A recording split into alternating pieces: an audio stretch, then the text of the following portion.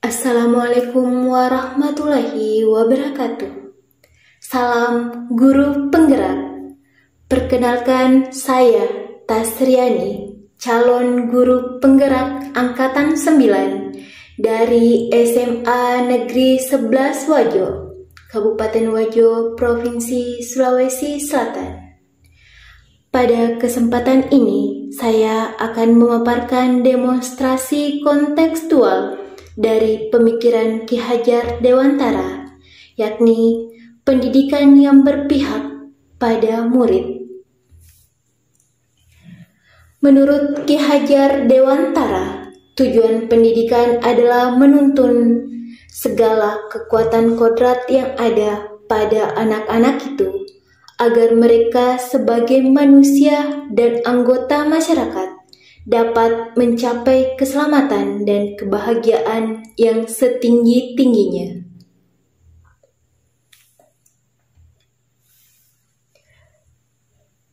Filosofi pendidikan menurut Ki Hajar Dewantara. Yang pertama, pendidikan dan kebudayaan. Pendidikan dan kebudayaan adalah satu kesatuan. Menurut Ki Hajar Dewantara, pendidikan merupakan tempat persemaian benih-benih kebudayaan dalam masyarakat. Ki Hajar Dewantara memiliki keyakinan bahwa untuk menciptakan manusia Indonesia yang beradab, maka pendidikan menjadi salah satu kunci utama untuk mencapainya. Pendidikan dapat menjadi ruang berlatih dan bertumbuhnya nilai-nilai kemanusiaan yang dapat diteruskan atau diwariskan. Yang kedua, pendidikan yang menuntun. Menurut Ki Hajar Dewantara, pendidikan bertujuan untuk menuntun segala kodrat yang ada pada anak-anak, agar mereka dapat mencapai keselamatan dan kebahagiaan yang setinggi-tingginya, baik sebagai manusia ataupun sebagai masyarakat. Selanjutnya, sebagai kodrat anak dan kodrat saman. Ki Hajar Dewantara menjelaskan bahwa dasar pendidikan anak berhubungan dengan kodrat alam dan kodrat saman. Kodrat alam berkaitan dengan sifat dan bentuk lingkungan di mana anak berada. Sedangkan kodrat saman sebagai perubahan keadaan dari waktu ke waktu. Sebagai pendidik, kita harus bisa membekali keterampilan kepada siswa sesuai samannya, agar mereka bisa berkarya dan menyesuaikan diri, karena masing-masing saman memiliki tantangan tersendiri. Selanjutnya, pentingnya budi pekerti. Budi pekerti watak karakter adalah bersatunya atau perpaduan harmonis antara gerak, pikiran, perasaan, dan kehendak atau kemauan sehingga menimbulkan tenaga atau semangat.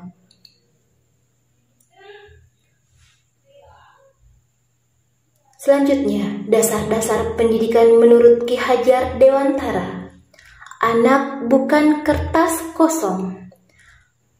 Anak bukanlah kertas putih kosong yang bisa digambar oleh orang dewasa.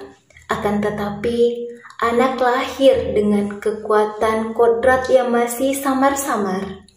Tujuan pendidikan adalah menuntun anak untuk menebalkan garis kodrat yang masih samar-samar tersebut, agar dapat memperbaiki lakunya menjadi manusia seutuhnya. Selanjutnya, dasar-dasar pendidikan sebagai petani kehidupan. Seorang petani dalam hakikatnya sama kewajibannya dengan seorang pendidik yang menanam, misalnya, dapat menuntun tumbuhnya tumbuhan dapat memperbaiki kondisi tanah, memelihara tanaman, memberi pupuk, memberi air, dan membasmi ulat-ulat atau jamur-jamur yang mengganggu hidup tanaman dan lain sebagainya. Semboyang Ki Hajar Dewantara. Ingarso Suntulodo Imadyo Mangunkarso Tuturi Handayani, yang artinya di depan memberi teladan, di tengah memberi bimbingan, di belakang memberi dorongan.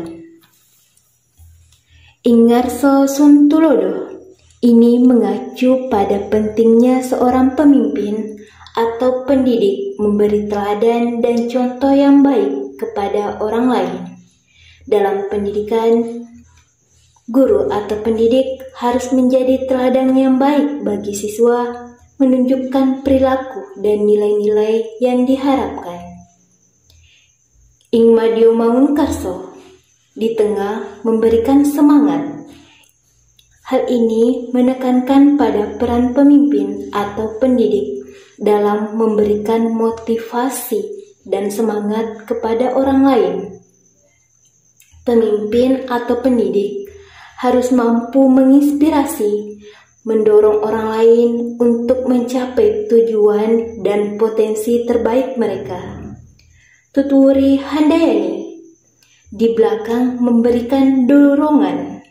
Ini menggambarkan peran seorang pemimpin atau pendidik dalam memberikan dukungan, bimbingan, dan arahan kepada orang lain dari belakang.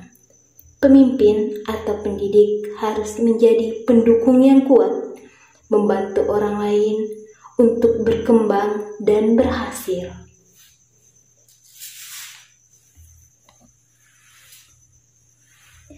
Pemikiran Ki Hajar Dewantara dikembangkan dan diterapkan di sekolah kami, SMA Negeri 11 Suwajo, dengan menerapkan kegiatan-kegiatan.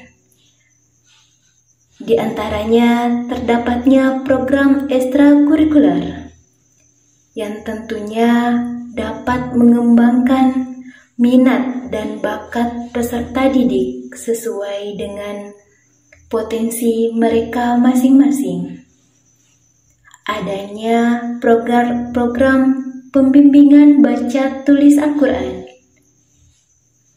adanya kegiatan literasi, dan kegiatan pembelajaran yang menggunakan metode yang bervariasi dan memanfaatkan teknologi, alam sekitar, dan media yang tepat.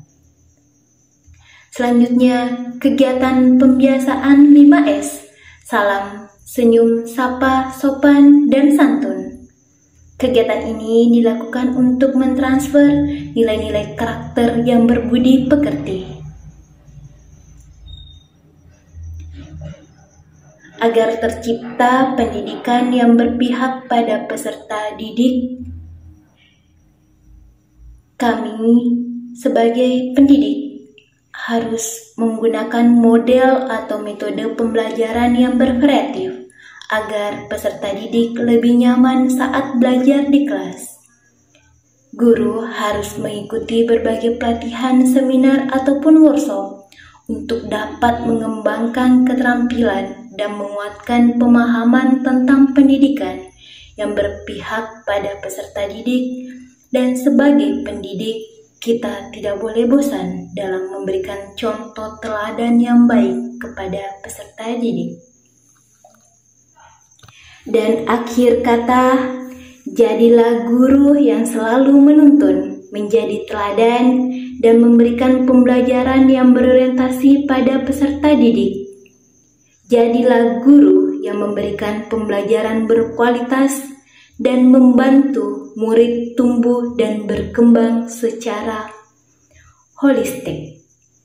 Terima kasih, sekian dari saya. Wassalamualaikum warahmatullahi wabarakatuh.